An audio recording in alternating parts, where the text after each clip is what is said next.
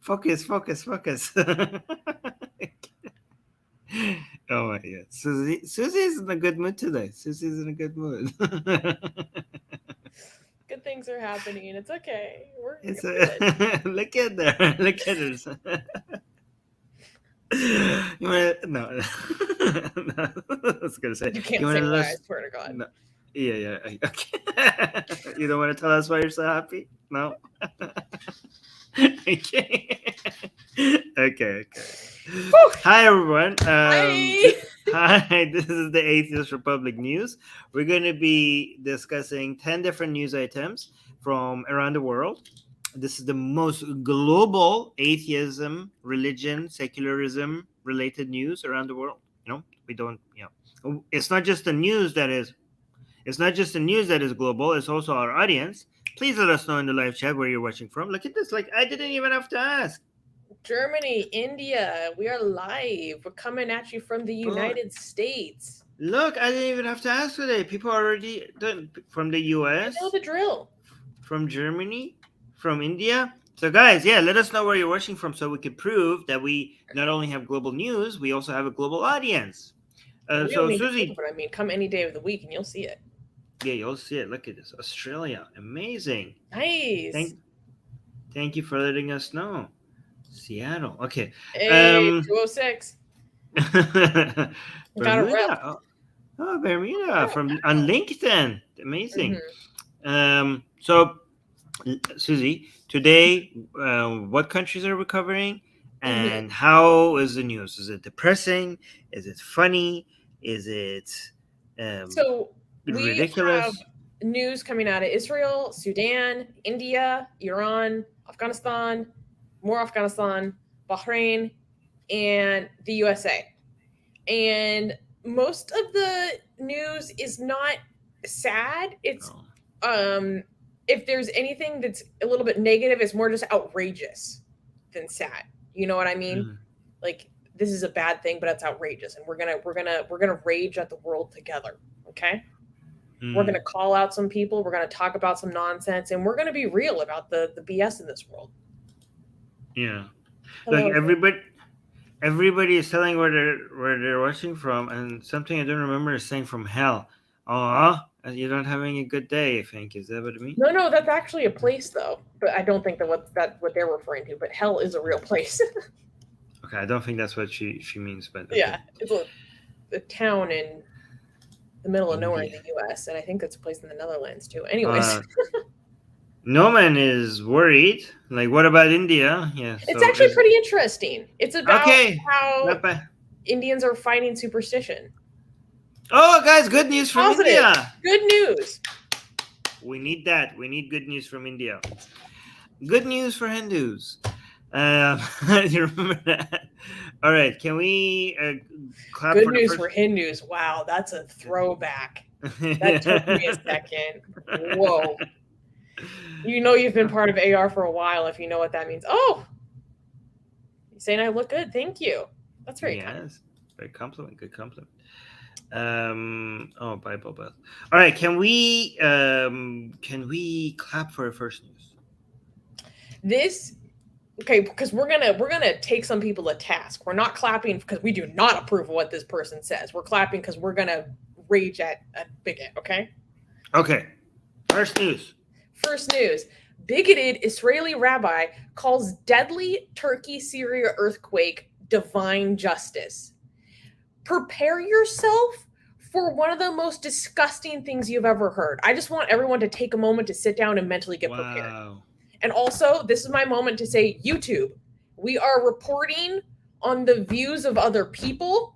These are not our views. We condemn these views, and we are talking about this for educational purposes. Okay, now let us continue. Recently, Shmuel Eliyahu, a member of Israel's Chief Rabbinic Council, stirred up controversy by describing the devastating earthquake that struck Turkey and Syria as, quote unquote, divine justice. He expressed his views in an article for the Olam Katan, a conservative religious right-wing weekly newsletter. In his Friday column, Eliyahu claimed that God punished the countries affected by the earthquake for allegedly mistreating the Jewish people, even comparing the quake to the drowning of the Egyptians in the Red Sea in the biblical story of Exodus. So, quote, this is what he is saying. YouTube, this is what he is saying. Quote, there is no doubt that those who have seen the Egyptians drowning in the sea and did not remember the whole event from beginning to end would have been filled with great pity for them and would have tried to save them from drowning, Eliyahu said in his op-ed. But the Israelites sang songs because they knew the Egyptians and understood that these drowners wanted to kill some of them and to continue to enslave the rest. They sang songs because they understood that there was divine justice here intended to punish the Egyptians who have drowned the children of the people of Israel in the Nile so that the wicked in the world could see and be afraid. Israeli religious leaders reacted in horror and outrage at his offensive comments regarding the tragedy. So that's like only a portion of what he said. It's so outrageous. So he was also saying, so he's basically saying that Israelis should be celebrating this earthquake. That's basically what he's saying. And then he also said, quote, God is judging all the nations around us who wanted to invade our land several times and throw us into the sea. This is about Syria, which abused its Jewish residents for hundreds of years in the blood libels of Damascus and others, and which invaded Israel 3 times in order to kill and destroy.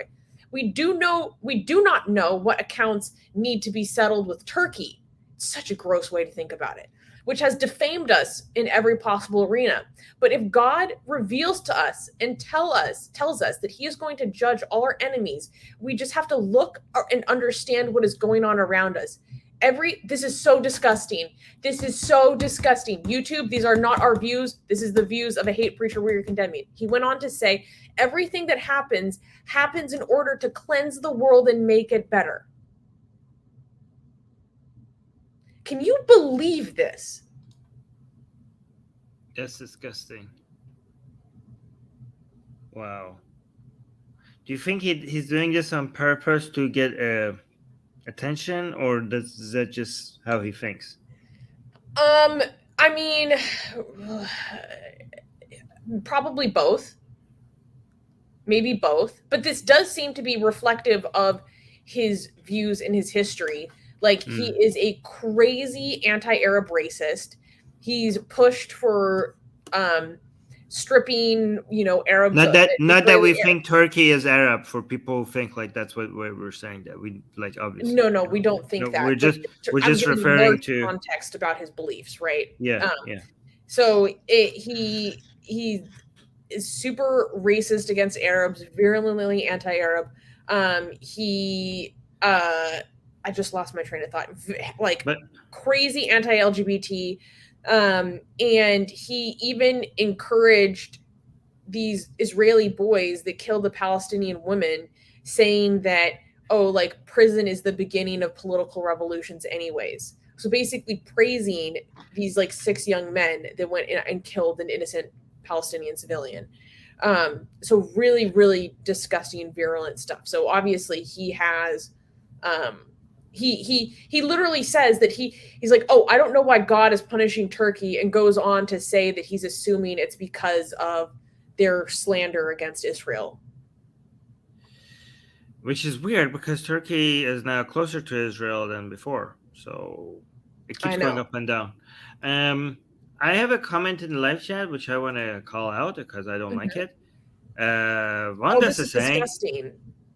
Yes, Vandas is saying, I hope all non-Muslims in Turkey and Syria are okay. Get the fuck out of here. That is really bad. Oh my God. Vandas, that is really tribal. This is not something we want to be tribal about, okay? You think all of these children, 3-year-olds, 6-year-olds who grew up in a Muslim family, you hope that they're not okay when they're buried under rubble? What the hell's wrong with you? Yeah, guys, this is not something to be dividing over being Muslim or not being Muslim. And also not just, you're right, but the adults too, are you not gonna wish the Muslims well because they be Muslim? is disgusting. I only use the child's example because theoretically, someone who would say something so gross would realize that having that sentiment held against a child is an innocent child is freaking insane. Yeah, guys, like we don't have any issues with Muslims other than having disagreements with them. Okay, when it comes to wishing them well, wishing them better lives, wishing them happiness, wishing them, prosperity, and all of that, we don't hold back whether people are Muslims or non-Muslims. Like, and we try to. Each one of us should be trying to make this world a better place for everybody, including the people who we have disagreements with. Like, why would you I don't know. Like, okay, so he's saying atheists face constant persecution in these areas, and I don't consider children Muslim. Okay, well, adults as well. First of all, yeah, atheists face constant persecution. That is nothing compared to having your house drop down on you. Okay, so whatever atheists are feeling in Turkey now, this is a devastation. Like this is such an equalizer. You're gonna wish health and life for people just because they had it a bit harder than other people in that country. That is disgusting. This is disgusting. I call this out is one of the most depressing comments I've gotten in our live chat in a long time. This is straight up depressing. Holy crap. Yeah. I'm sure there are Muslims who are better than this. I mean, you're an atheist, but I'm sure there are Muslims. Yeah, easily. Yeah. There's hundreds of thousands of Muslims that are better than this sicko. I would say, as an atheist, I would say there are Muslims who, in an earthquake, they wouldn't just wish well for Muslims, right? They wouldn't just hope that Muslims are doing okay. I say there are Muslims who, in an earthquake, they are wishing the best for Muslims, Christians, atheists, right? So even though you're an atheist, I think that I would side with the Muslims in this over you because I think Muslims are better. Most Muslims are better than this atheist. But yeah, go on. Exactly. Any Muslim that has a shred of freaking humanity and cares more about the well-being of people than an in-group, I have more in common and would rather be with that person any day of the week than this freaking atheist.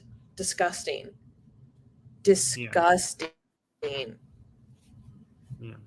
But that's why we're here, Armin, okay? We're not here to pretend like our community is just sunshine and rainbows. We're here to talk about the BS and call it out when it shows its ugly face. And we saw a very ugly face today.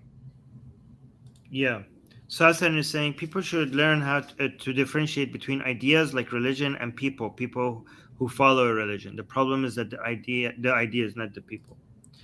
Yeah, I mean, these are just disagreements, okay? We have disagreements with Muslims, right? That doesn't have to lead into, considering them not, our enemies. Less human. Less, yeah. Anyways, let's move on. We need to move on. Okay, can we clap for the next news? We are clapping because we're going to be talking about barbaric ideologies coming into today, and we're gonna be outraged about it, and we're gonna call it out. But we don't actually like this, Okay. Next news. 3 Muslims sentenced to hand. Excuse me, I read that wrong. Okay. Next news. 3 men sentenced to hand amputation for theft in Sudan. 3 men in Sudan were recently sentenced to hand amputation for stealing, making it the first time such a punishment was handed down in almost a decade. The men were accused of stealing gas cylinders in Sudan's most populous city, Omdurman. They were also given a 3-year prison sentence for mischief and a 2 million Sudanese pound fine as compensation. Their sentence would be carried out at an unspecified date in Koper prison. The sentencing worries many, fearing that the ruling is a sign of Sudan sliding backwards into fundamentalism more than a year after a military coup halted the country's transition to democracy. Sudan signed the United Nations Convention to Stop Torture and Other Forms of Inhumane Punishment in only August 2021. The move should have led the country's criminal code to be amended to be better aligned with international human rights laws. The African Center for Justice and Peace Studies released a statement condemning the verdict and accusing the Sudanese government of not giving the three men a free and fair trial. So the current government is less Islamic, but and they seem to be, but they're more of a dictatorship compared to before. So is this one of those situations where the people are more Islamic than the government, and democratically you would have more Islamic stuff, and less democratically you would go more in line with how the West wants you to be, and it's hard to, yeah. This is a very good question, and I will be very honest in saying that I do not know enough about the current situation in Sudan to give you an answer. And I think it's important to say when you don't know something, right? Yes. But my understanding is that, so back in the 80s, that's when, I think it was the 80s, yeah, the Omar al-Bashir, the previous dictator, was brought into power by an Islamist movement, right? And so there was a lot of that influenced his rule. And then when there was I don't know if you call it a revolution in Sudan, I think that would be an appropriate word, a few years ago, it brought in a pro-democracy movement that was showing a lot of signs of possibility and progress and promise. Really, really incredible, powerful things. They got rid of execution for apostasy. When that happened, they abolished flogging. Now, apostasy is still criminalized in Sudan, I should say, but you're not going to get executed for it anymore. So, okay, that's good. But now, when the military junta took over, things in terms of rights, that was things that they signed on to support in terms of progress during this period of pro-democracy are now sliding backwards or never properly enforced or implemented because of the junta. So this is very worrying for a lot of people. And the fact that it was this very strict form of Islamic punishment that came in is significant, because even for almost 10 years, because they said that there hasn't been this kind of ruling that came down in almost 10 years, which means that even towards the end of Omar al-Bashir's reign, even under that period of the government, they weren't doing these kinds of punishments, right? So this seems like potentially a fairly big step backwards. Why is it? Because it seemed like things were getting better fast, right? Yeah. And then all of a sudden it went 180 on it. Like now things are getting... They made a lot of progress on FGM criminalization, female genital mutilation criminalization.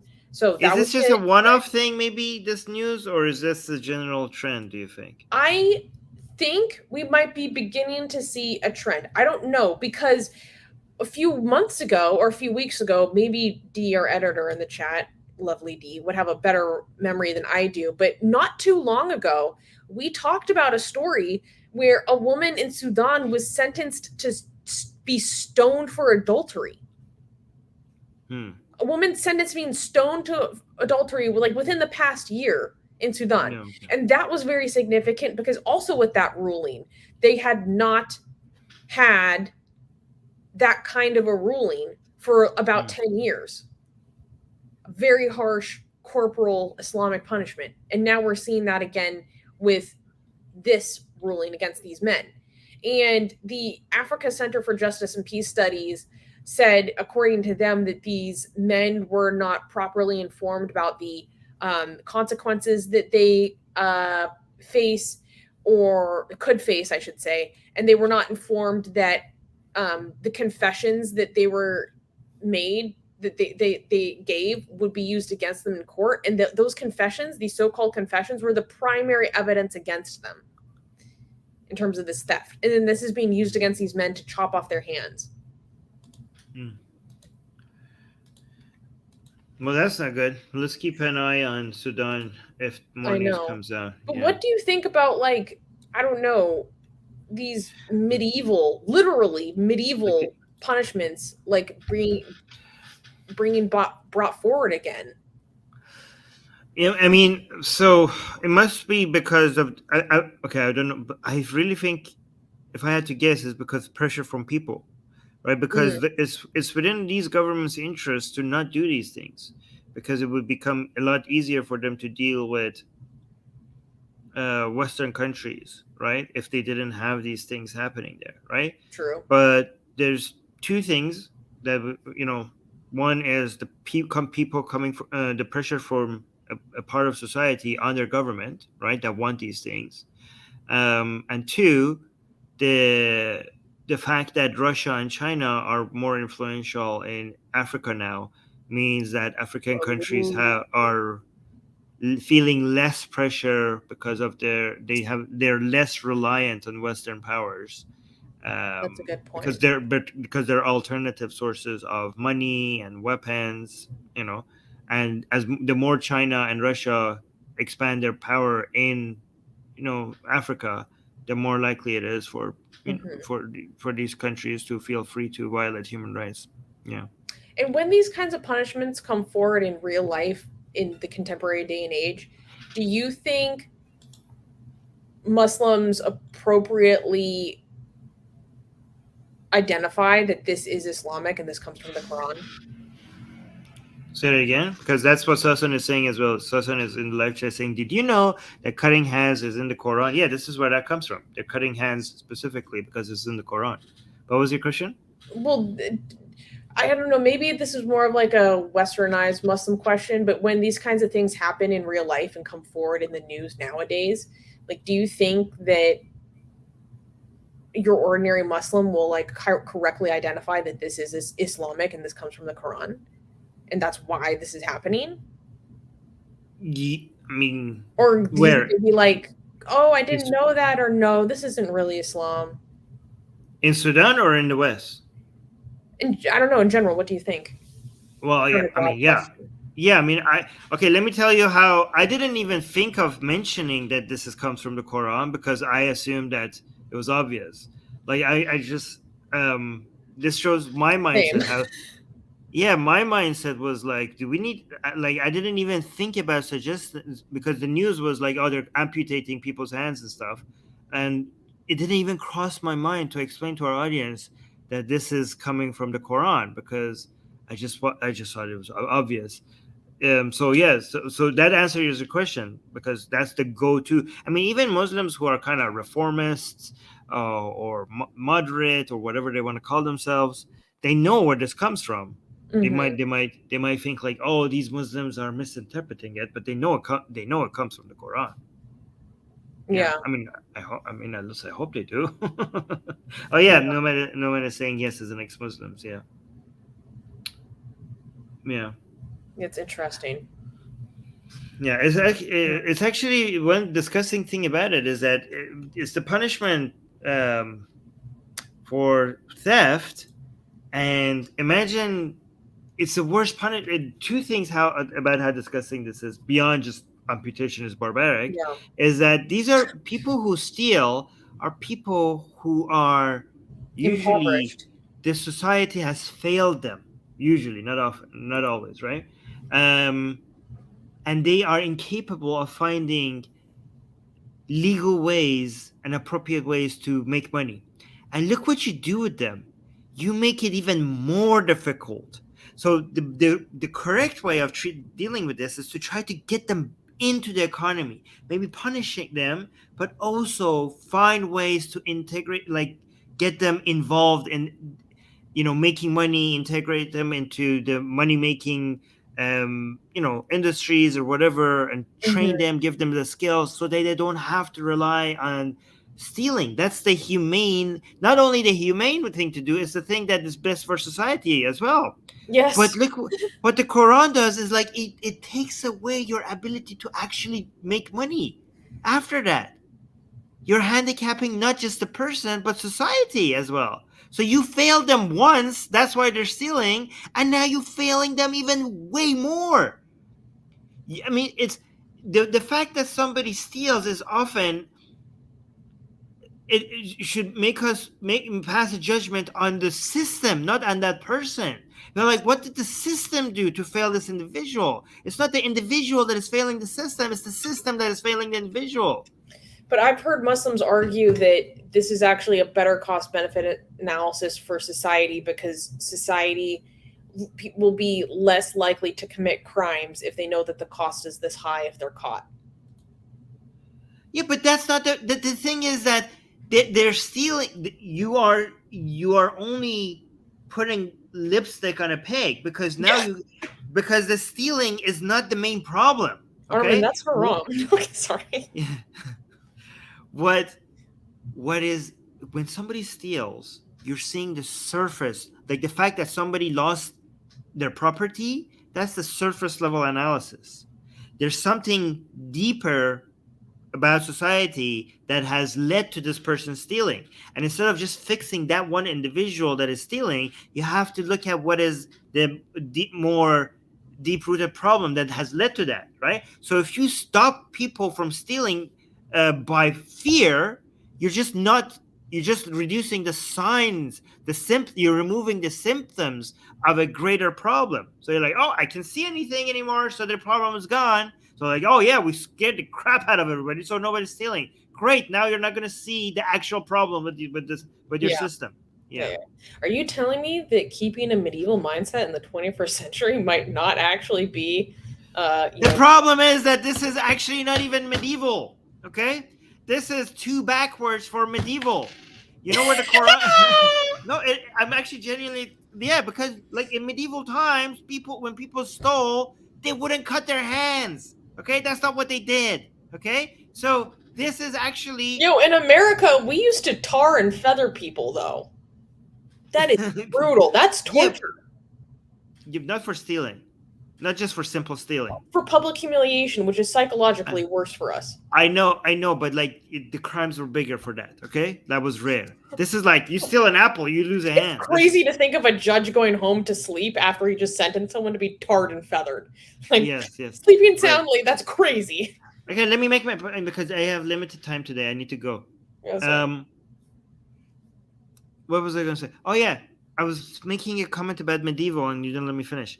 The Quran gets this punishment specifically from Egypt, from the pharaohs, right? So this was the pharaoh's punishment in Egypt, and the Quran even admits that, and it's copying that. And I don't understand how Allah, because this was not a pre-Islamic Arabic punishment. This was an Egyptian punishment that the Quran copied from the Egyptians. So the Quran made the Arab society backwards. Like a lot of people think like, oh, the Arab society was backwards and the Quran made it civilized. Actually, no, it's the other way around. God damn. Yeah.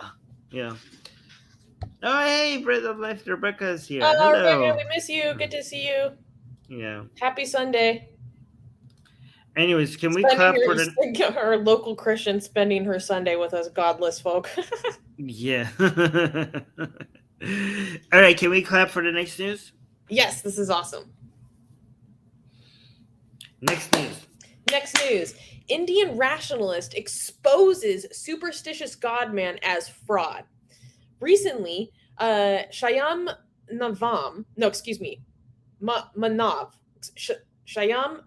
Namav, oh, the dyslexia is killing me right now. Namav, an Indian rationalist from the state of Maharashtra, exposed a religious godman who claimed that he could perform miracles in front of the public with the challenge the priest couldn't take on. He challenged Dhirendra Krishna Sastry, who is famous for his televised massive public appearances, where he claimed he could exorcise spirits, heal sicknesses, read minds, and perform other miracles. Manav challenged Sastry in a live event at Nagpur to prove his supernatural abilities by guessing 10 people's names, contact numbers, and other personal details, just like he usually did at his performances. However, this time, Manav would pick the names. Manav would pay him 30 lakh Indian rupees, equivalent to more than $50,000 USD, if Sastry was able to prove his powers. But Sastry did not accept the challenge, and he even went on to cut his 8-day tour program short before leaving the state altogether. He was like, nope, I gotta get out of here. What? Born to a conservative Hindu family, Manav recalled believing in many superstitions and gurus himself until he went to college and met many people who introduced him to rationalism. Since then, Manav founded an influential anti-superstition organization that challenges godmen who claim to have powers and fight other dangerous forms of thinking. Manav has even been involved in implementing the Maharashtra Prevention and Eradication of Human Sacrifice and other inhuman, evil, and agori practices in Black Magic Act of 2013, an important law used to prevent superstitious abuse. So I wanted to cover this because I think it's awesome when we cover like the work that people are doing to promote skepticism in their societies, right?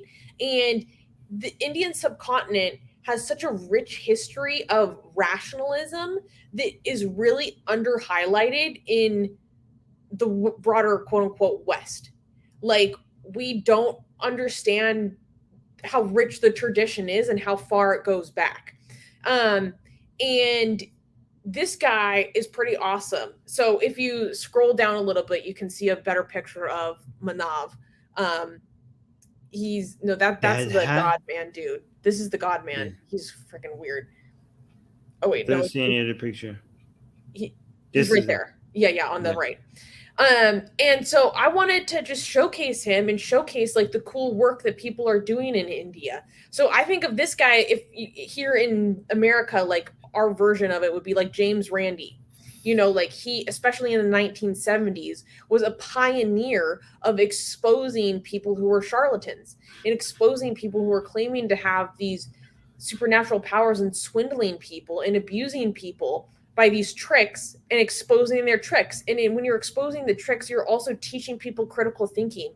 You're teaching people to be skeptical in how to analyze a claim. Like, it's so valuable. So I think it's so cool that this guy is essentially like the Indian James Randi, and he's been doing this for a long time. Lehman is saying India's amazing Randi. Exactly. And he does, I wanted to showcase his work. I think it's awesome. Now, I do have some disagreements with him. So his organization that promotes anti-superstition, they say some things about atheism that I don't like or appreciate.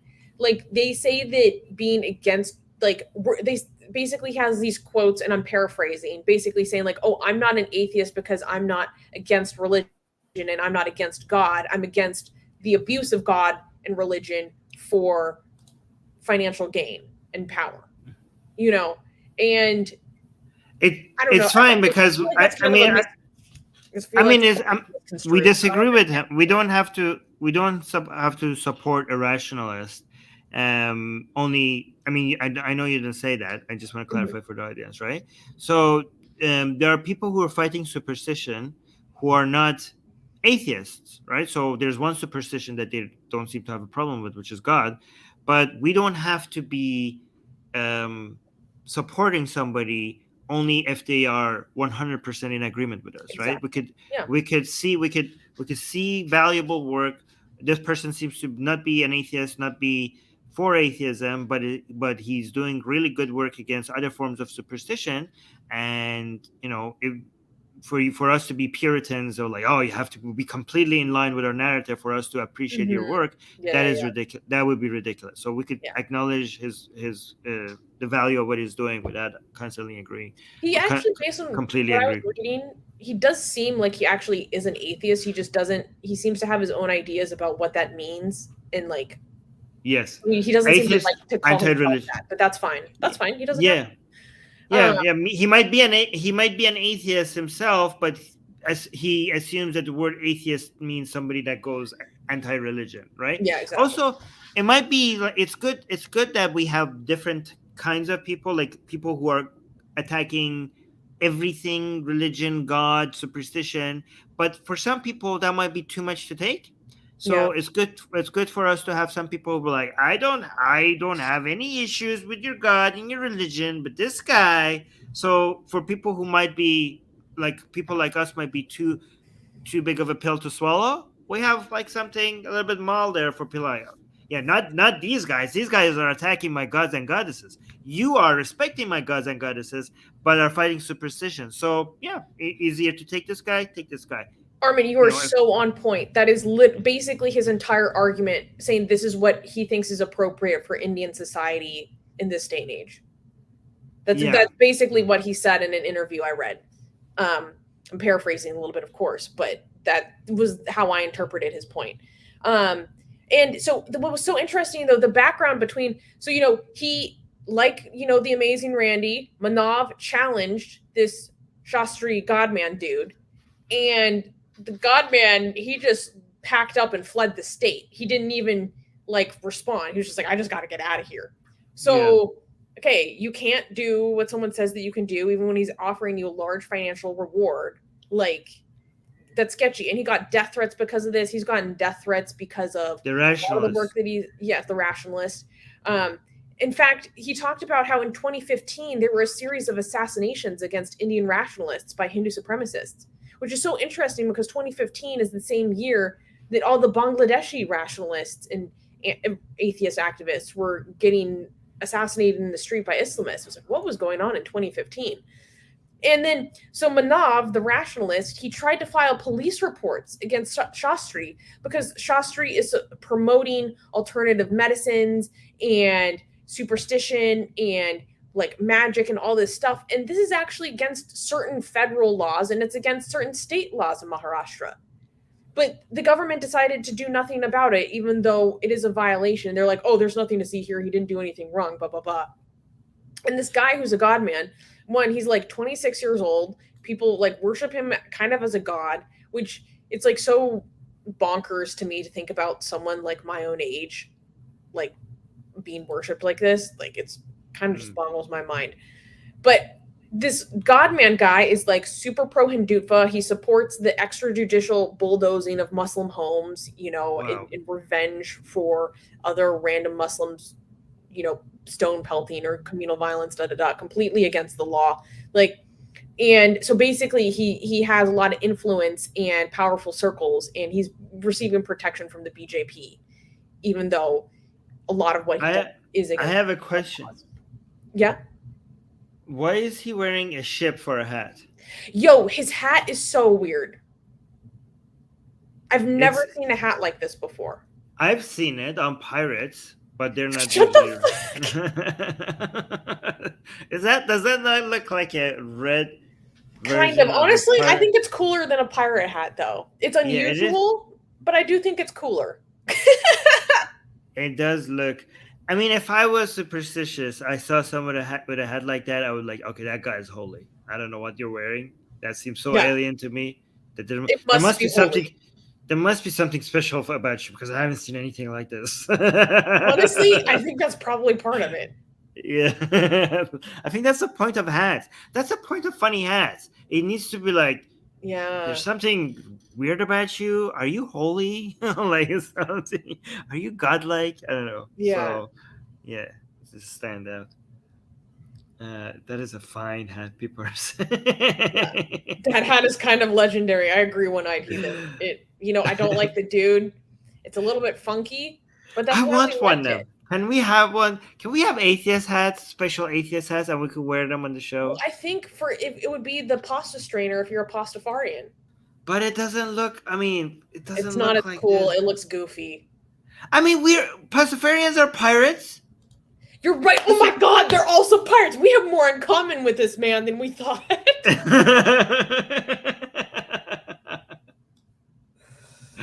Oh my God.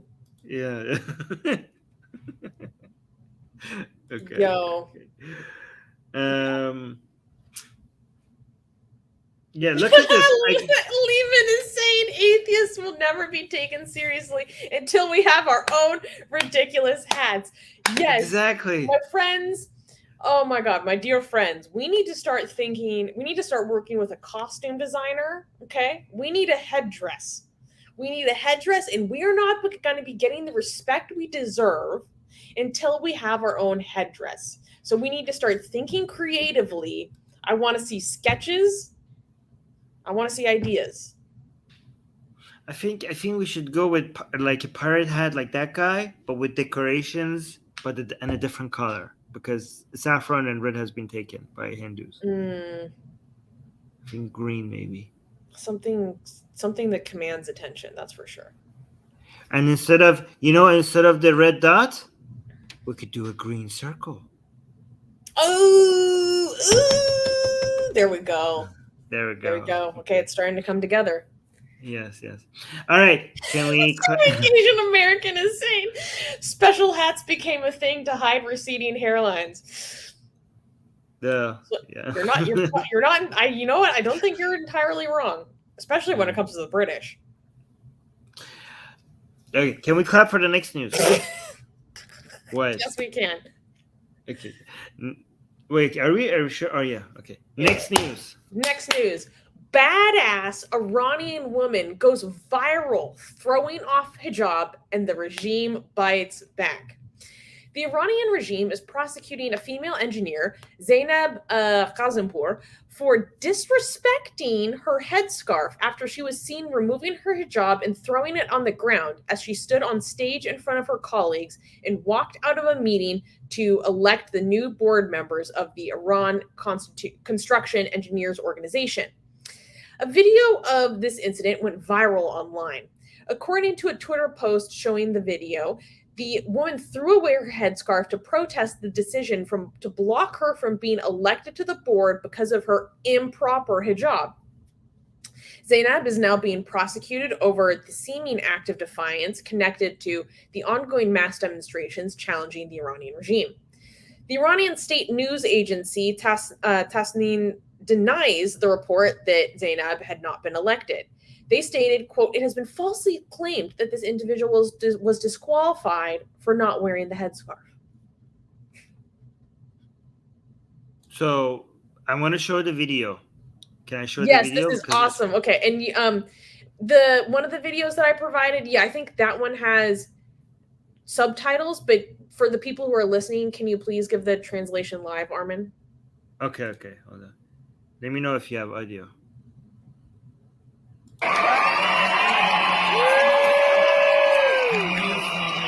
Wait, so that was right.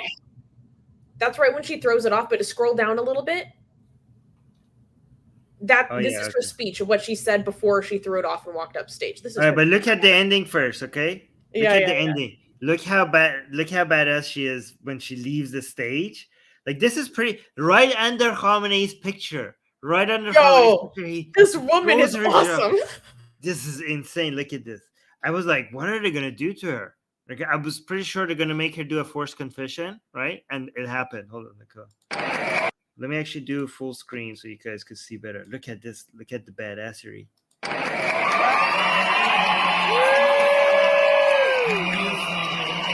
Guys, this is a cheering crowd in Iran, okay? This is not Iranians in LA. This is not Iranians in Paris. This is not Iranians in Rome. This is not Iranians in London, okay? The audience, she gave a speech against hijab and everything and all these people, and the crowd was going crazy, and they were recording it, and they were cheering. And this is not a pre-selected, guys, this is not a pre-selected anti-regime crowd. Okay, these crowd were not here. You can see that everything here. This is a crowd that is not meant to necessarily be anti-regime. There's Khamenei's pictures. There's the Islamic Republic's flag here and everything. So you can see, like, in a crowd that is not pre-selected to be anti-regime, when the woman aggressively takes out her hijab and throws it away, you hear applause. You could kind of get an understanding of what the situation is in Iran based on this non-selected audience and how they react to a woman taking off her hijab. Look at this one more time. Look at how she takes off her hijab. And look at how angry she is. Get the F out of here. Okay, but let's look at what she was doing before this happened. Mm-hmm. Okay, so I need to translate. She was like,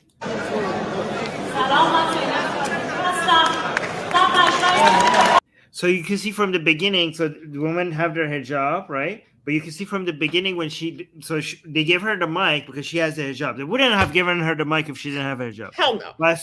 But as soon as she comes forward to speak, you see she taking off her hijab, and just the act of taking off her hijab starts making people clapping, right?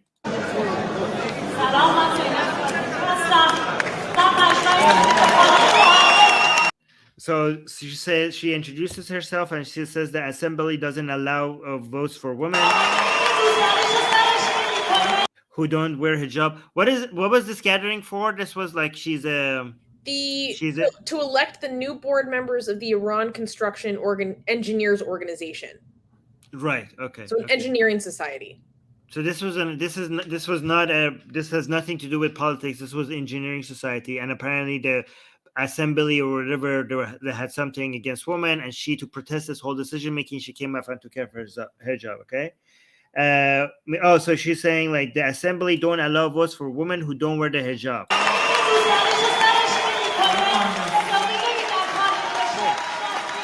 I don't give any legitimacy to okay, so the host is saying please respect, like the host is trying to calm the situation down, like please respect it. So she continues and saying the assembly that in the back of the venue in front, you in front might not see, they beat engineers. So apparently the people in the back, there was a woman, one of the engineers didn't have the hijab, and apparently they manhandled and beat a woman because of it. And these are professionals. These are women who are professional engineers, and this is how they will be treated at this event. So she saw that, and this is why she's making this protest back there in an assembly that's insulting the dignity of an engineer, and the engineers got beaten up, doesn't have any legitimacy to an assembly that, and people are clapping out. List of selected members are out before the vote. So apparently they were supposed to vote these people in, but the list was pre-selected before there was even a vote. That's Iranian democracy. And he is going to be chosen. Doesn't have. They cut her mic. So now they cut her mic, and that's when she started moving away.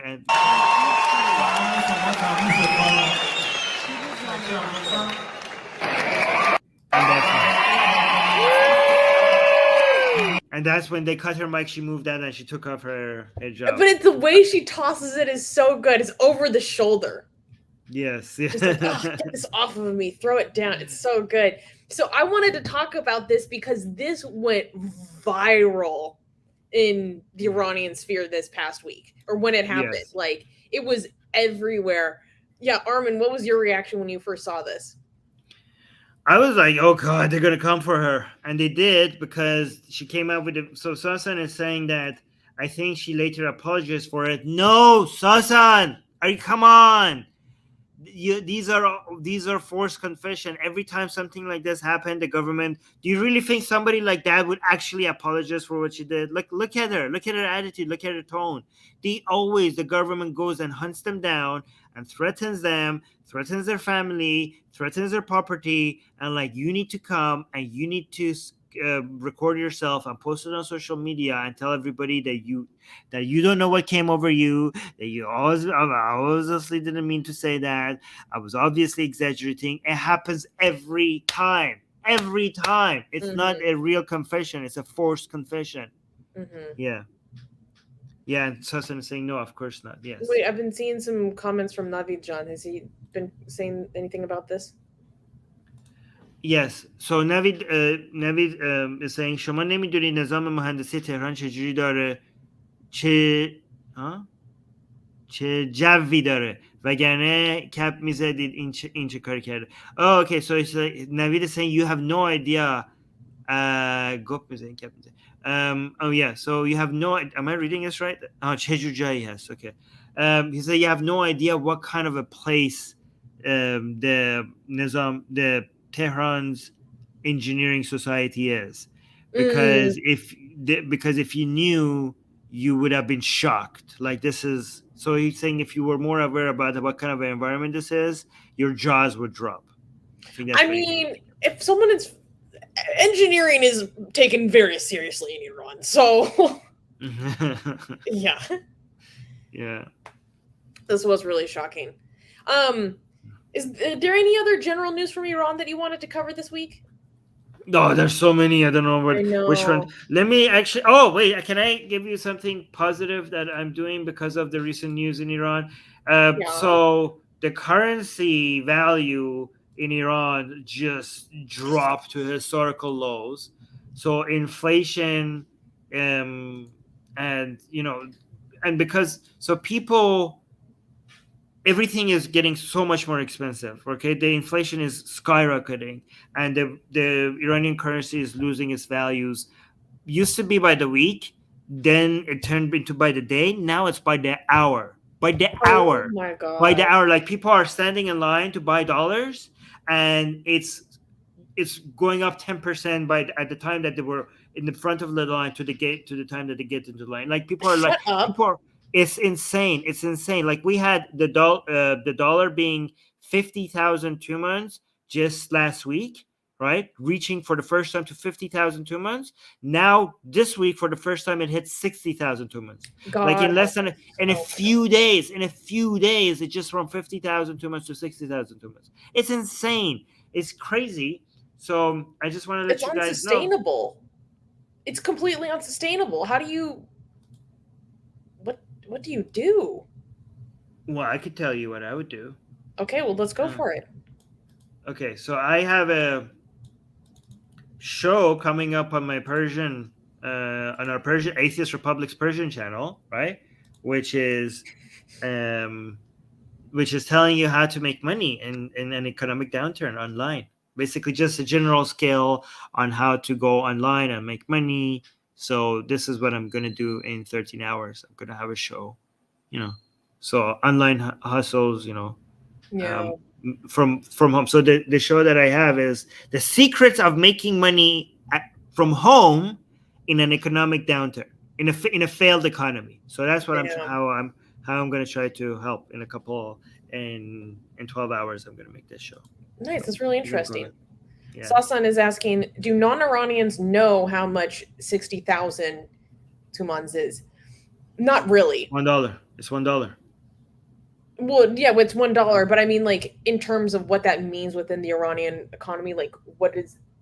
I think I interpreted the question to mean, like, do non-Iranians understand, like, what this means for how you live?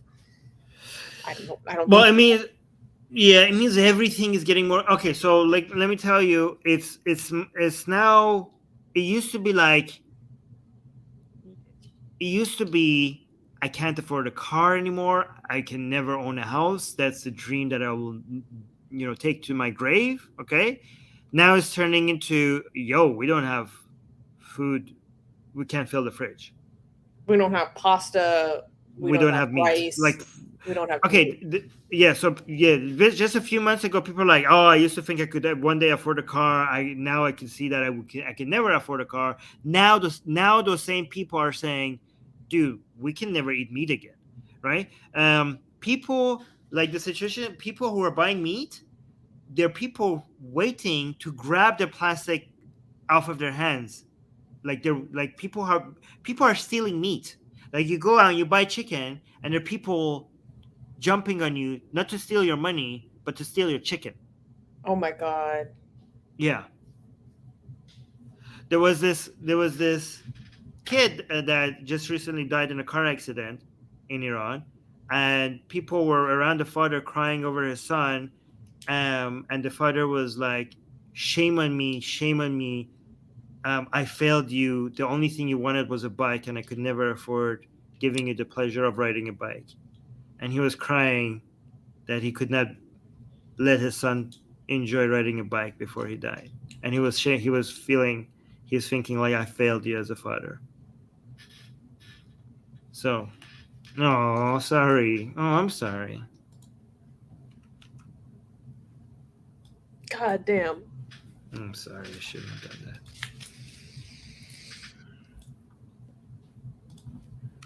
that. Yeah. That's hard. Wow. I'm sorry. Well, don't apologize.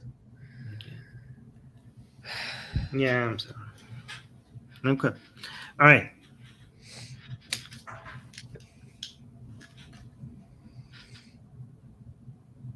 Okay. Let's move on. Okay. Okay, so Sorry, I this shouldn't next have done. news.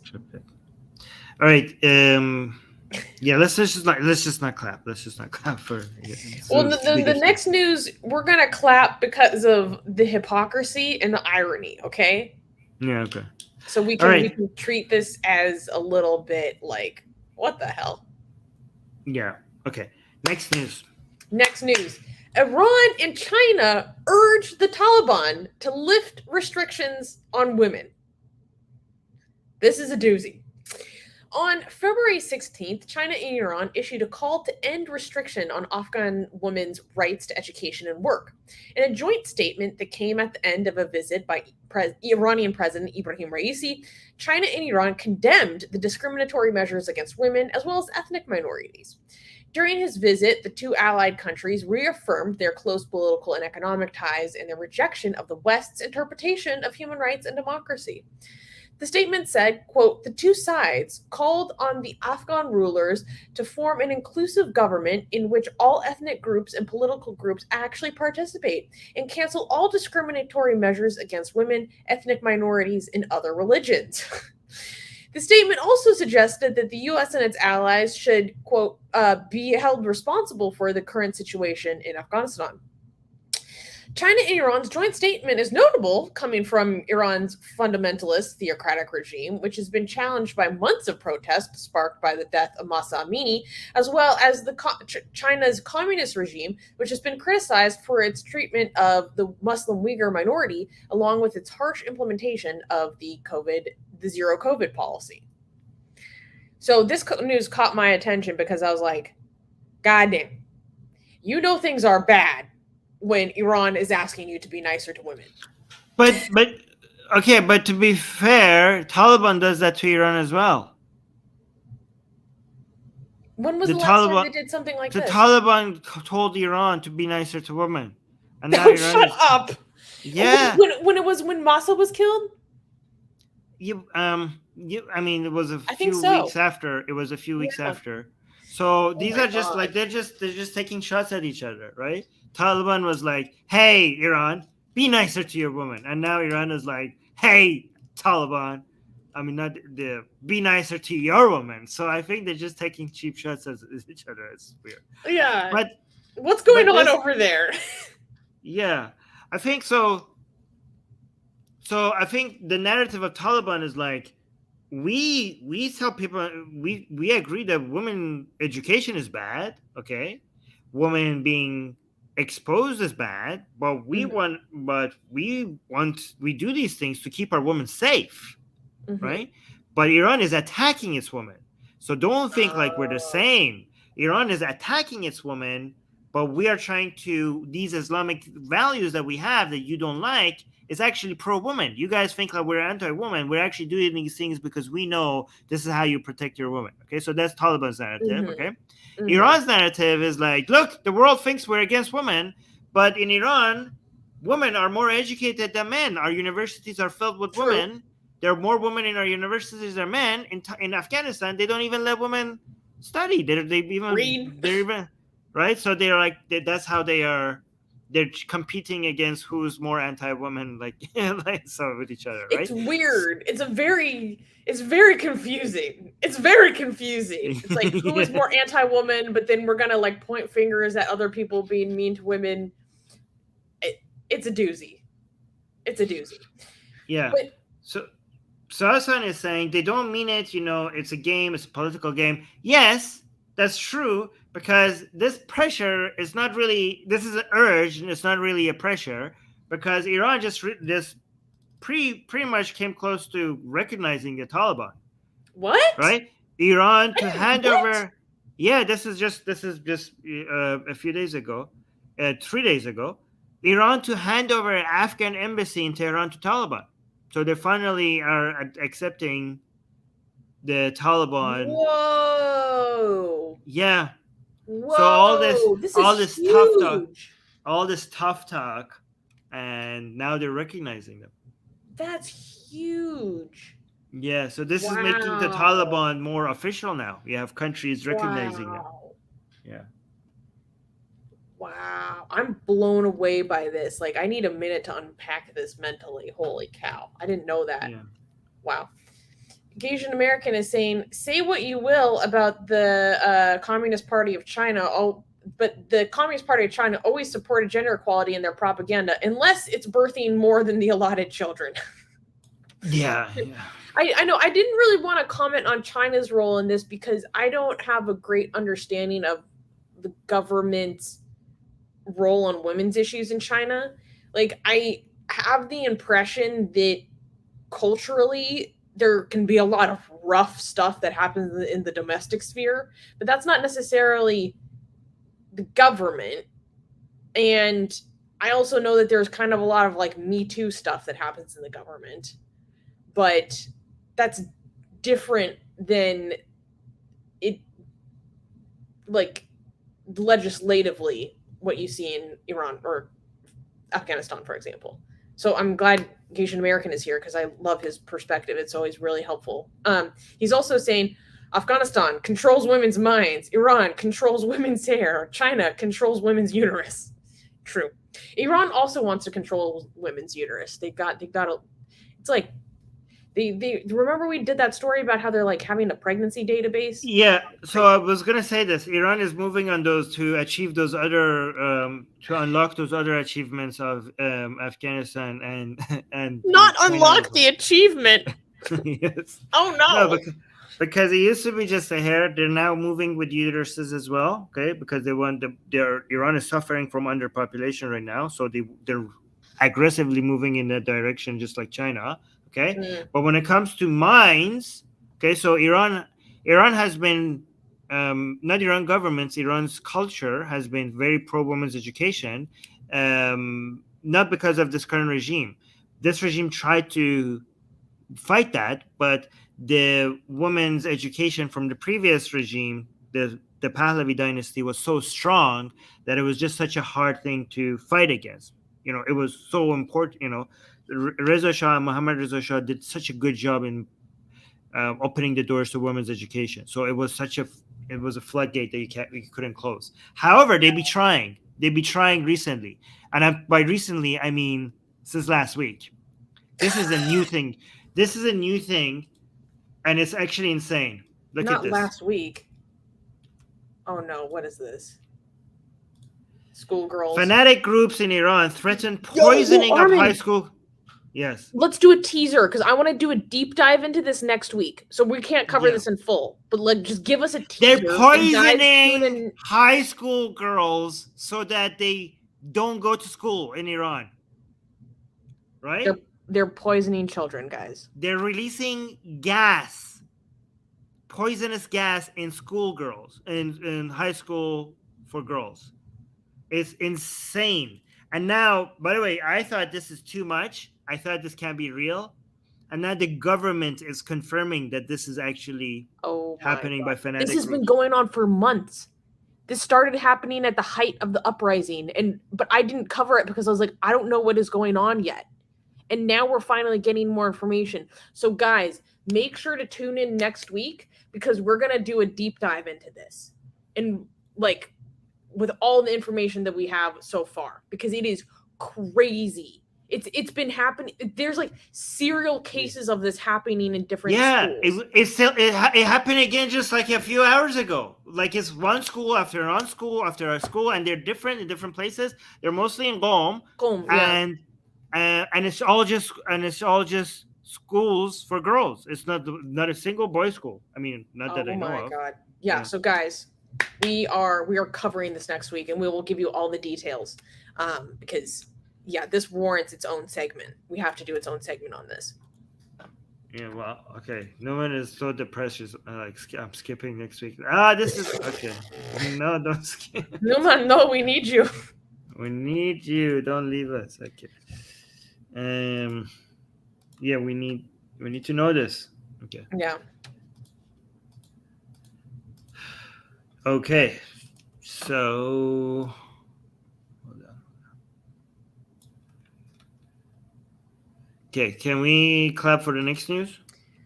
Yes, because we're gonna dunk on the Taliban, one of our favorite activities. Yay. Next news.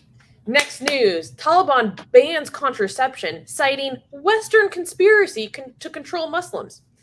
Recently, the Taliban stopped the distribution of contraceptives in 2 of Afghanistan's major cities, claiming that their use by women is part of a quote-unquote conspiracy by Western countries to control the Muslim population. According to The Guardian, Taliban fighters are going door to door, demanding pharmacies to stop selling birth control and even threatening midwives. The Taliban's Ministry of Public Health hasn't issued any official statement on the ban yet. Many activists criticized the move and have called on the Taliban to follow international agreements which allow for the universal access to sexual and reproductive health care. Ustad Faridun, a Taliban official based in Kandahar, stated that contraceptions are occasionally necessary for a woman's health, and he said that he doesn't support a total ban. So I want to unpack this really quickly, because before we make a judgment, we need to have fully informed, decision or information. So The Guardian came forward with this report about how they have been interviewing people in different pharmacies around Kabul and different midwives who say that this is the worst time that they've ever had to deal with the environment in Afghanistan in their career. That pharmacists are scared to give out medications. They've come to my store twice with guns, were threatening me for sending. It's mainly the contraceptive pills seems to be the main thing that they're after, or the shots that you can get. There's lots of different kinds of hormonal birth control. One of them is a shot, common one is a pill. They're like, we're too afraid to even stock the injections, and they're threatening midwives, all these things. And they even interviewed a young teen mother who said that she'd been secretly using contraceptives to try to, control her own health, space out how many children she has. She had to stop her education to get married and have children. And she wanted her daughter to have more options, right? And she was saying, with this new ban, I don't see I wanted a different future for my daughter, and I don't see that. But what's important to consider is that after The Guardian published this article stating that they interviewed all these people about this, a different organization called the National News published a report. They said, according to their research, of 3 pharmacies visited in Kabul, no such orders were received. And the spokesperson for the Taliban's Ministry for Prohibiting Vice and the Promotion of Virtue, this minister told this reporter that The Guardian's report is fake news. So we are getting conflicting reports on this particular news item. I want to be clear about that because it's important that, we are transparent and well-informed with our audience. And also, I need to give a special thank you and shout out to Dee, our lovely, lovely editor, for tracking down this news item from National News, calling this fake news, because Dee is our very good editor, and she takes her job seriously, okay? Everyone say thank you, Dee, in the live chat. Thank you, Dee. She helps keep us informed. Anyways, so now that we have all this information, different sides of the story, let us unpack. So my opinion is, I think the answer, this is speculation, I think that the truth is probably somewhere in the middle. I would speculate to think that, yes, exactly, Dee and I think the same. Dee is saying, I think both can be true. We have some rogue Talibs. We probably have some individuals who are Talibs going around enforcing this. Danesh June, hi, what are you doing here? Sorry, I got distracted. So I think that this is probably some individuals going around and scaring some people who are operating some pharmacies and some midwives. Because Islamically, you are actually allowed to use contraceptives. Islamically, you're allowed to have abortions.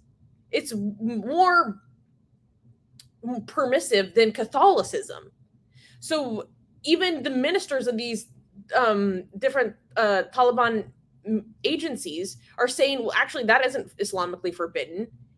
So that's not right. I don't support that ban, So I think it's probably some just people going around and scaring people. What do you think, Armin? Yeah, sounds like, when I say rogue Talib, sounds like the previous news with the gassing of the schools and stuff. A rogue, Mm, it's not necessarily part of the official regime, but yeah, yeah, yeah. yeah, yeah. But we need to Yeah. move on, but to the next news. Okay. So, okay, cool. Let me grab the next news. Is the next news clappable? We don't like this, but so far no one's been harmed. Okay, no one's been harmed, so we can clap. Okay, Yeah. we're not just because we clap, it doesn't mean that we approve of the news. Okay, we're just clapping because nobody died and nobody was tortured. Yeah. Nobody was No one abused. Okay. was abused. Yeah. Yeah. Okay. I do. Next news. Next news. Bahrain puts Muslims on trial for quote unquote questioning Islam. What? You heard it here first, guys. 3 members of Tajdeed, a Shia cultural and religious organization in Bahrain, are to be put on trial for allegedly questioning the foundations of Islam, a move that is further deepening divisions between the country's Shia majority and its ruling Sunni royal family. 2 of the accused persons were identified as Reza Rajab, the organization's president, and Jalal al-Qassab, a researcher for the organization. The organization uploaded a series of videos on YouTube that have angered several prominent Shia clerics in the Shia majority country. The videos are considered an attack on Islam and called on believers to ostracize them. The organization, Tajid, responded via statement that the organization doesn't question the Quran and the teachings of the Prophet Muhammad. Instead, they claim to challenge the opinions of scholars who came after the Prophet Muhammad, including modern-day clerics. Quote, all Tajid society will plead to reject the charges against it because it is a charge based on a misunderstanding as a result of a campaign of truncating and distorting the contents of its broadcasts, with aims, in particular, to sanctify the Book of God from invalidation and to criticize the illogical interpretations that have been added to it. End quote. Bahrain has previously been rocked by massive pro-democracy demonstrations led by the Shia majority against the country's Sunni monarchy during the Arab Spring protests in 2011. With the help of Saudi Arabia and the UAE, Bahraini authorities suppressed the protests with force, although low-level unrest still remains. So that's a little bit of background context. But I was fascinated by this because if anyone knows me, you'll probably know that I have a little bit of a fascination with Shia Islam. And Armin, the Shia flavor is all over this. What happened? What's the deal with the what reforms were we talking here? Do you know? Well, okay, this is the thing. So they're saying that they're not challenging the Quran, they're not challenging the Prophet Muhammad, but they are challenging the opinions of scholars and clerics that came after the Prophet. They're saying that they are trying to, quote, sanctify the Book of God from invalidation and criticize the illogical interpretations that have been added to it. Do you know what specifically? Are they Quranists? Are they talking about Sunni Hadith that they're questioning? I don't know, because this is not in a language that I understand, right? So I can't go verify this for myself.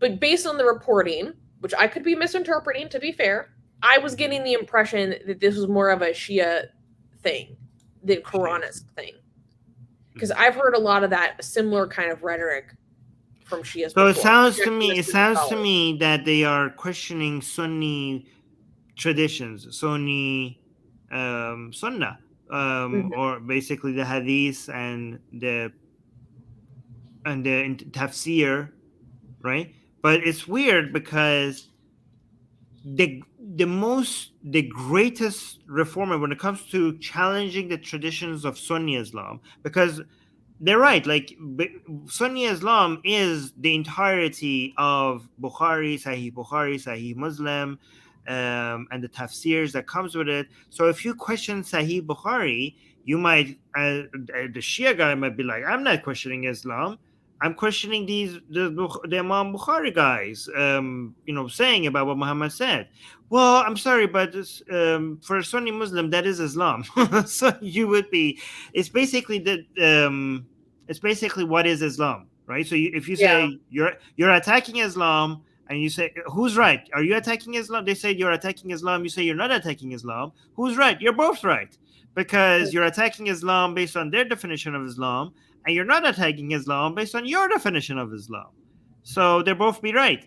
But the hypocritical part is that Bahrain and Saudi Arabia are buddies right now. Okay, and the main person in the main person in history right now that for the past 1,200 years has taken a giant axe to the traditions of Sunni Islam is the. Do you know the name? Should I say who it is? Just the crown prince of the land of the prophet, MBS Mohammed bin Salman. Mohammed bin Salman has come on record and questioned every single Sahih hadith as long as it's not mutawatir, even though they're Sahih. Basically, he is questioning, Mohammed bin Salman is questioning more than 95% of what is considered the traditions of Islam. Okay? So if Mohammed bin Salman has his way, Islam will be unrecognizable from what we understand it today. It's so wild. He's questioning the very foundations of what we understand what Islam is. So if Bahrain is questioning these guys because they're questioning, I don't know, the traditions of Sunni Islam, then your main guy is doing that from Mecca, from Mecca itself, from Riyadh actually, but from the land of the Prophet. Yeah. It's absolutely bonkers. Wait, am I misremembering, or did MBS say that it's time to reopen the gates of Ijtihad?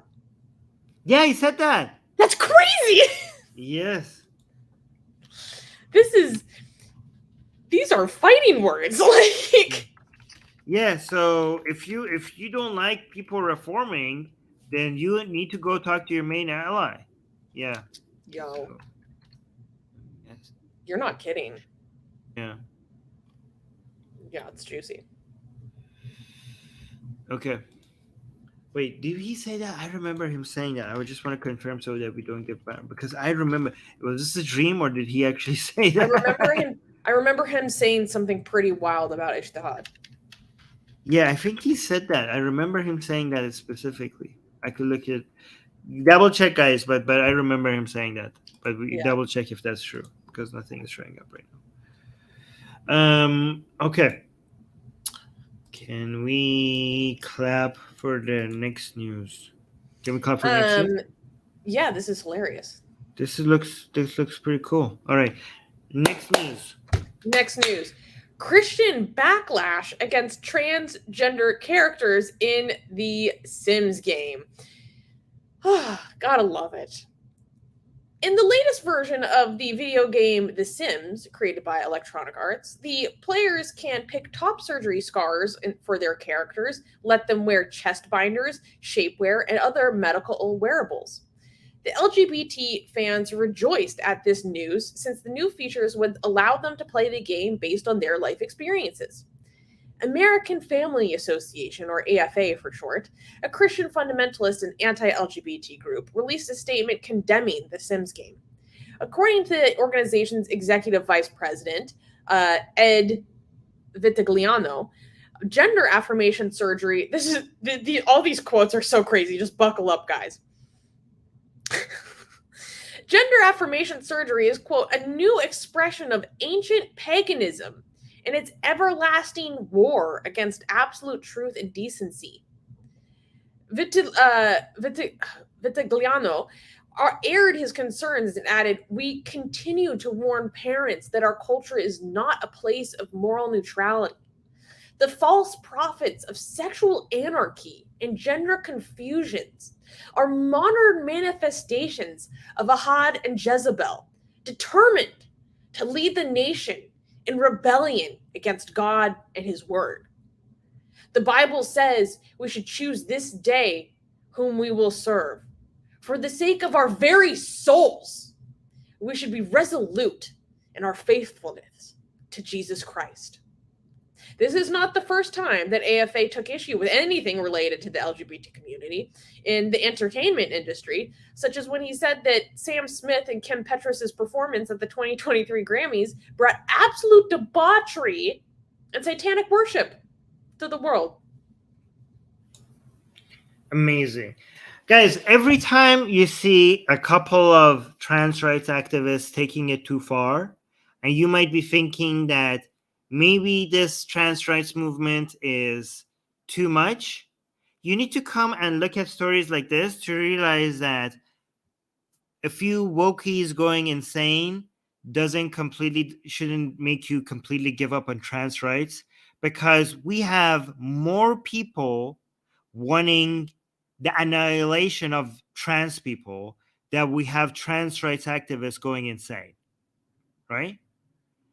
We need trans rights. We need trans rights because as annoying as some trans rights activists are, and I know they're annoying, some of them, okay? The main problem is that these people would want to see these people eliminated. These Christians, these conservatives would like to see trans people wiped out from society, okay? And as annoying as some trans rights activists are, this is a bigger problem. This is a much bigger problem, and this is why we need trans rights.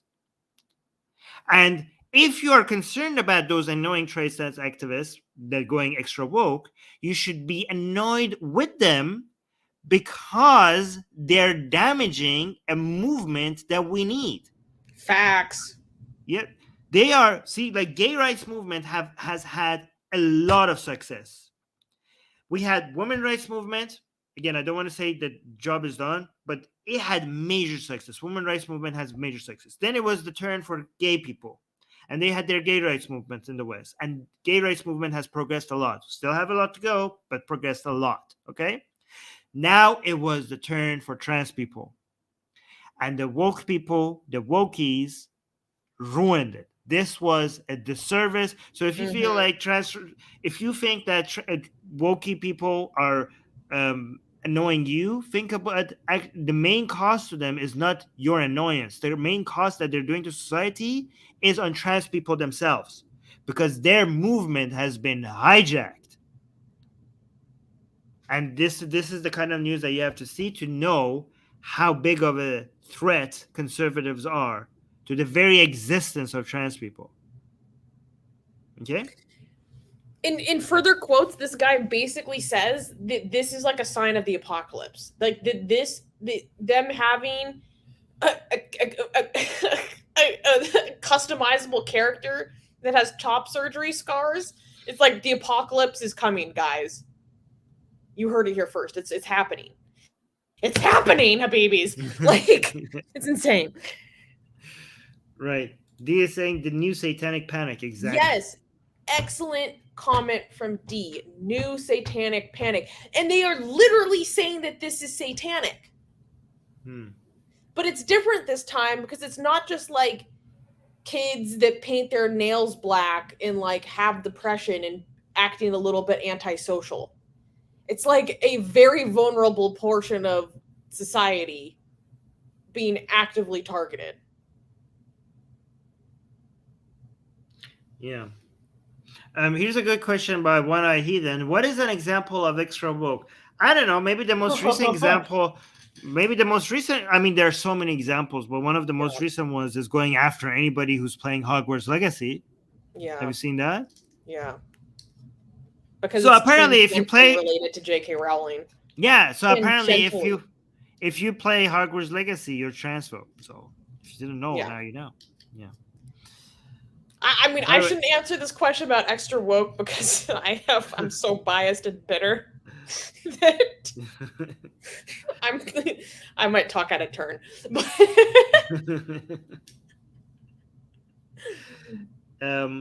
So, by the way, the Hogwarts Legacy is amazing. Have you seen the gameplay? No, I haven't. Oh my god! Guys, even if you don't play, like I don't play, but when I'm working, I like to just have the gameplay in the background because I need something. I need something that is kind of interesting, but not too interesting, so doesn't distract me. So if in the background I'm playing something that is a movie that's too interesting and I can't work, and if it's just music, it's too boring and I can't work either. So like having a gameplay of video game like Hogwarts Legacy is good for me because it doesn't grab my attention, but it's also mildly interesting. So I know I love the game. I love the environment. It's so nostalgic. It's beautiful. Yeah. I want to read this comment. I don't know how to say this username, but I like this comment saying religious conservatism is such a toxicity to common sense, diversity, and liberal society. Yes, and this is why you will always see the vast majority of creativity that transforms society coming from a more left-leaning position. Because it's transformative. It's working towards what is mutable. What can we bring to the next level? What can we leave behind as we evolve, as we mature? How can we challenge? How can we transcend? You are not going to find that in a conservative mindset. So let me tell you about the conservative mindset and a radical progressive mindset, and then the reasonable mindset. Okay, each one of them in one sentence. Okay, the conservative mindset is like, don't change anything. Things are good the way they are. Okay. The radical progressive mindset is like, let's just change things for the sake of breaking things and setting things on fire because I hate the world, and let's just change everything, like anything and everything, right? I think of it as like, we have problems in our institutions, so let's rip apart our institutions without first figuring out what we're going to replace it with. So conservatism is like, keep everything the way it is. Radical progressivism is like, burn everything to the ground. Okay? We'll figure out the rest later. Yes. Rational liberalism is like, hey, let's evaluate each one by one and see if we could do better. That is the mindset. That is the rational mindset in the middle, right? Okay. I'm just a lib. Just trying to make it in this world. Wait, was this almost the last news? Like, we have one more news, right? No, we have two more news. Two more news. Okay, then close all these windows. Okay. Ooh, this is good news. I like this one. Why is this so dark? Let me remove the dark screen so it's readable. Beautiful. All right. Can I clap? Yes. Big clap. Next news. Clap. Next news. Ex-Muslims launch Wiki Islam in Arabic. This is amazing. We have a really exciting announcement. Ex-Muslims of North America recently released this press release, and we want to make sure that our community sees this and that this gets a wide audience because this is really awesome. This is invaluable to our community at large. So, Ex-Muslims of North America, or XMNA for short, has launched an Arabic Wiki Islam, which is an online encyclopedia dedicated to providing critical and objective information on Islamic beliefs, customs, and history. This website aims to counterbalance religious and apologetic sources of information and provide free thinkers and skeptics in the Arabic-speaking world with the tools they need to argue in favor of science, rationalism, and naturalism. Wiki Islam has been an important resource in irreligious circles online and contains articles on various Islamic topics. XMNA has focused its initial translation efforts on the most significant articles for the Arabic-speaking audience. The work of revamping Wiki Islam is ongoing, and both the English and Arabic sites can be accessed online. That is amazing. This is Wiki Islam is such an amazing resource, and now it's available in Arabic. That's fantastic. This is so important. Wait, Armin, if you scroll down on the page, you can open the site. Wait, go up. There should be a link to both. Yeah, right here. English site can be viewed here, and the Arabic site be viewed here. It's the last line in the English press release. Yeah, let's open both of those and show our audience. So here you can see the Arabic Wiki Islam. So if you guys are not familiar with Wiki Islam, this is a super good resource. This is really important. So XMNA, I came into ownership or required, I don't know the technically correct word for, they took control of Wiki Islam in English. And it's like Wikipedia, but for objective, scholarly, academic information on Islam that is easy for the normal person to understand, like Wikipedia. Because there's a lot of information about Islam out there, but it comes from apologists, it comes from people who are evangelizing, promoting Islam, and it might not have scholarly rigor, right? There are whole bodies of research that examine this area of the world, this theology, the history of it, its expression across cultures in an academic setting, in a more scholarly, objective way.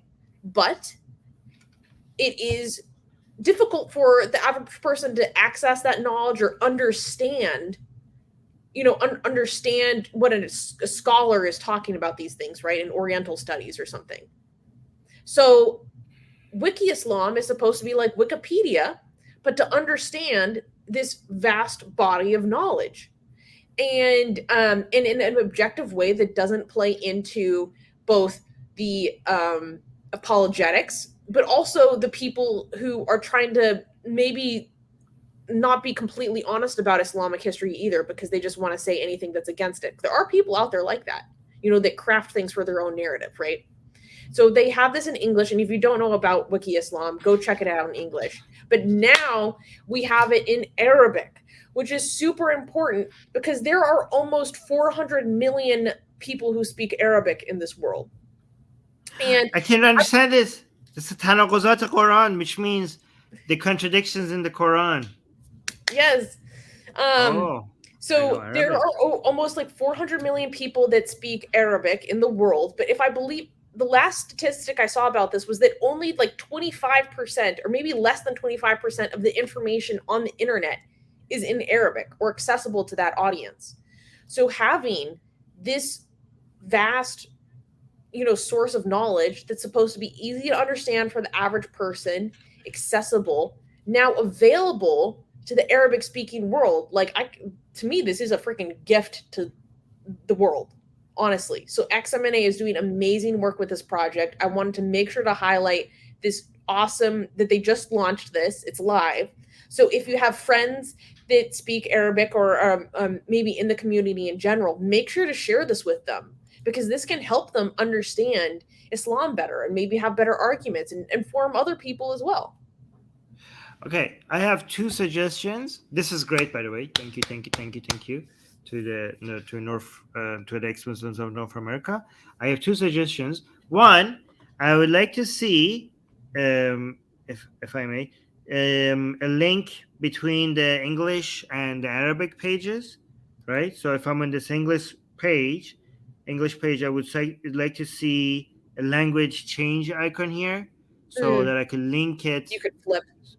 So I could flip this, so it could link it to the Arabic version of the same topic, right? That would be amazing if you could do that. And my second request, do you know what my second request is? You want this in Persian, or no, you want Wiki Islam, but more focused on Shiism. No, the first guess was right. I want a Persian translation as well, please. I know, of course you do. Okay, but the problem is, I looked this up, that the amount of people in the world that speak Persian is like a quarter of that speaks Arabic. I'm not saying it's not valuable, yes, okay, but it makes sense to start with Arabic. Let's be honest. Also, actually, I'm biased. You're right. If the second language needs to be Urdu, because Iran is already moving fast in the way out of religion. So we need it in places where it's moving more towards religion. But it's not just Iran. It's Afghanistan, Tajikistan, like those areas. Tajikistan is moving away from religion. True. Iran is moving away from religion. Afghanistan has other problems. Yeah. But Urdu, I think the main place that needs it right now is Pakistan. So even though I would prefer to see Persian, I think the next language needs to be Urdu. Maybe Malay and Havanese would be good too. Pakistan needs it the most right now. They do need it the most. Yeah. But I'm just saying, I think in general, we kind of forget about Indonesia and Malaysia. Yeah, we do. We shouldn't be. They're moving. They're getting more religious as well, but not as fast as Pakistan. So, yeah. Oh, this is such a nice comment, One-Eyed Heathen. I love this. He's saying, I'm so happy for the people that will benefit from Wiki Islam in Arabic. Amazing. Oh, that's so great. That's such this is a really great gift that the XMNA did for the community. So, guys, make sure to check it out. And if you're able to, consider supporting XMNA so that they continue, because they're just starting the Arabic Wiki Islam, right? They still have a lot more that they need to do. And that takes time. It takes hours. They have to pay people that translate. They have to verify and review the translations. It's a big undertaking. So make sure to go support their work because they invest a lot of time and a lot of money into the projects that they have. So we love supporting XMNA. They do really valuable work. Okay. Oh, wait. Why did I stop sharing your page? That was weird. Okay. Can I clap for the next news? Yes. Next news. Armin Navabi's glorious return to Twitter. Okay, guys, I think we might have offhandedly mentioned it once or twice, but it deserves its own news segment, okay? Our friend, our dear Armin John, he is back on Twitter after over a year of being in jail, incarcerated, cast out in the cold because of the devious designs of the Hindu fascists. He has been liberated. For now. He has been exonerated. Our founder is now free. Everyone give a clap in the live chat. Thank you. Round of applause. He's back, guys. We can rest easy now. Peace has returned. Actually, peace is definitely not returned to Twitter. We got a super chat for this. Welcome back to Twitter. Thank you. $20 super chat. That's so generous. Thank you. Yes, it does deserve celebration. Music guys reminding everybody to like the video. Thank you. Yes. Darker saying praise Elon. I guess. We make dua for Elon. Yeah, congrats, Armin. Thank you. All people are clapping. Thank you, guys. But okay, let's look at. So, look.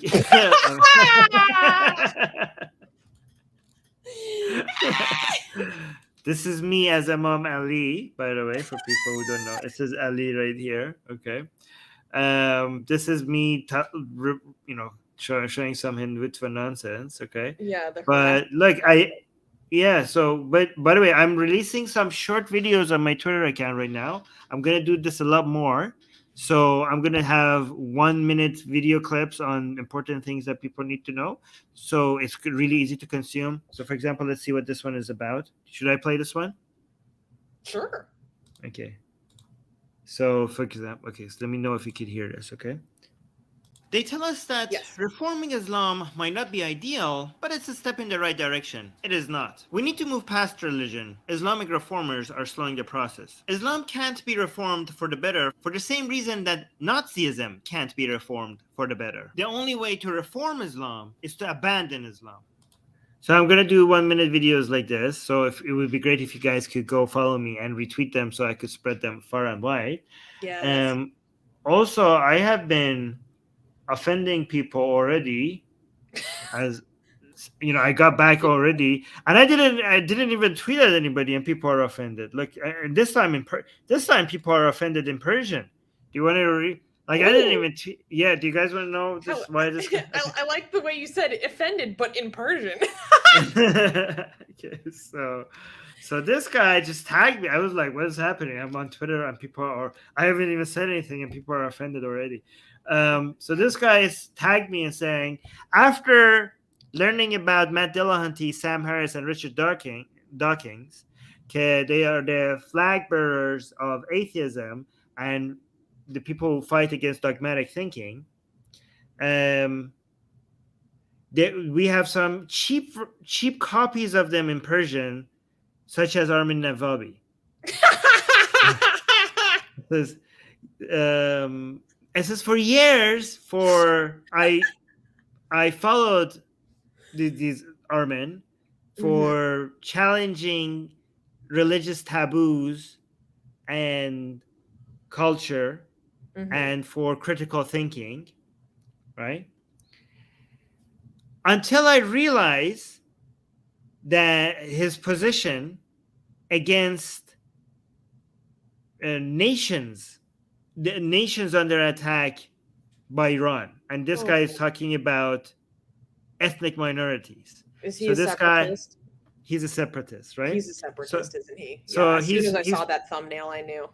He's pointing to one of my shows and he's saying I'm a racist against Iranian minorities, right? Because I'm against separatists, right? And so and then I realized that when somebody leaves religion, they will still hang on to dogmatic thinking, and these Iranian fascists, he's calling me an Iranian fascist, are delusional. Iran must get the F out of Kurdistan. So this guy is he's anti-Iran. He's not anti-Islamic Republic, he's anti-Iran. So like Iran must get the F out of Kurdistan and stop eating shit. Fascist.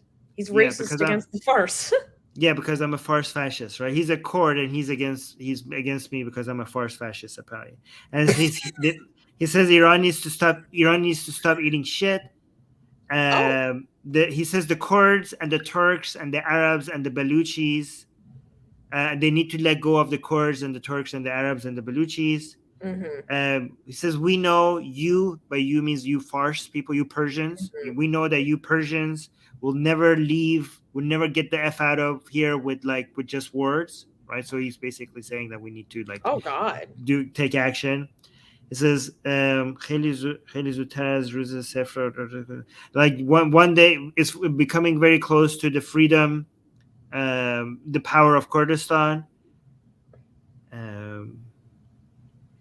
Like our hatred for the hatred that you have planted in our hearts, in the hearts of us oppressed people, there has left no negotiation and talk with you guys, and be afraid. And he says be afraid of our wrath. So he's telling me as a Persian, as a Kurd, he's saying that for me to be afraid of his wrath. And I responded, I am very afraid. Kiss him. Kissy face. Kissy face. It's like be afraid of our wrath. I am so afraid. Kiss. Buzz, buzz. Oh my god. So yeah. So this Susanna is saying, so he hates the entire group of people. He's racist. Does he confuse the Islamic Republic with the Pars people? Disgusting. Yes, this is pretty common. All this rhetoric, I'm like, okay, this is pretty on par for an extremist, separatist.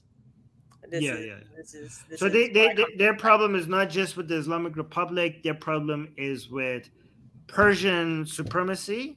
So, and apparently it's a good thing to be upset about. There's some problems. There are some problems. Yeah, there is Persian supremacy in Iran over Kurds and Arabs and Turks, and that's a problem. Okay, the problem is that these people think anybody who is against the separation of the Kurdistan from Iran is a farce, is a Persian fascist.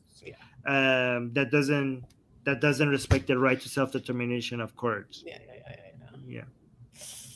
Anyways, guys, so make sure we have our own radical leftist, groups as well. Yeah. So this is our. Yeah, we have a lot of them. Yeah. So, anyways, guys, enough with the separatists. For all that juicy stuff and more, make sure to go follow Armin on Twitter at Armin Navabi. Okay. At Armin Navabi, yes. Find short videos, apparently memes that he's making of himself as a Mamali. Lots of good stuff. Go give Armin a follow. Follow him on Twitter before they take him out again, okay? Yeah. We need to follow and support him before he gets taken out. We don't know how long it'll be, okay? I have the blue check mark now, so... Yes, wait, Armin is verified now, so that's also something we need to celebrate. Yeah, so there's that. Yeah. So, by the way, I didn't make that. Wait, hold on. I didn't make this. This was made by the Persian Discord people. Ah! So, The yeah, I best just thing about posted it. the Atheist Republic Persian Discord is how relentlessly they troll you. Yeah. Actually, they I love troll it. everyone, though, to be fair. Yeah. Yeah.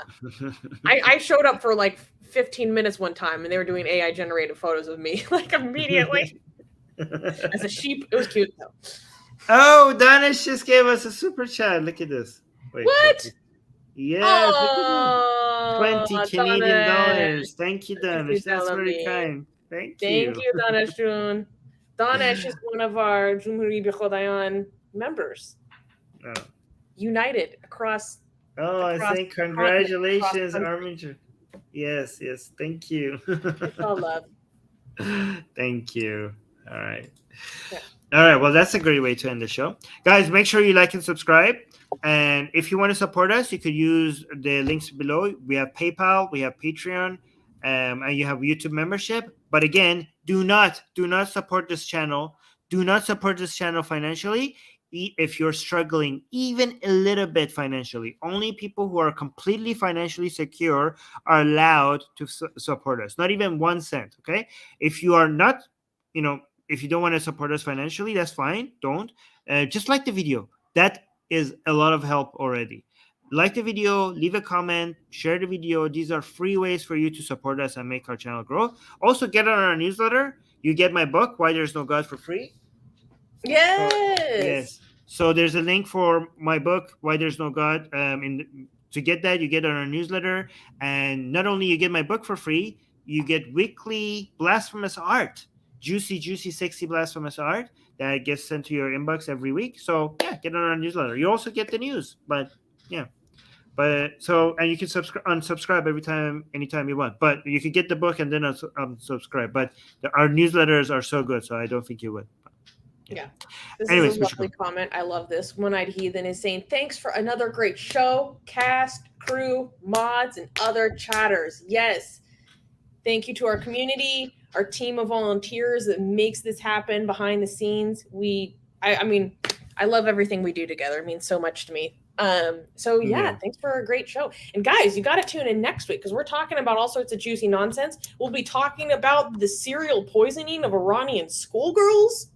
Yes. So if you're like, what the hell does that mean? Well, you got to tune in next week to find out because that actually is a crazy story. So I hope you see us again. See you soon, everyone. Yeah. Stay safe. Enjoy the rest of your Sunday. Yeah. Thank you, guys. See you next week. Bye.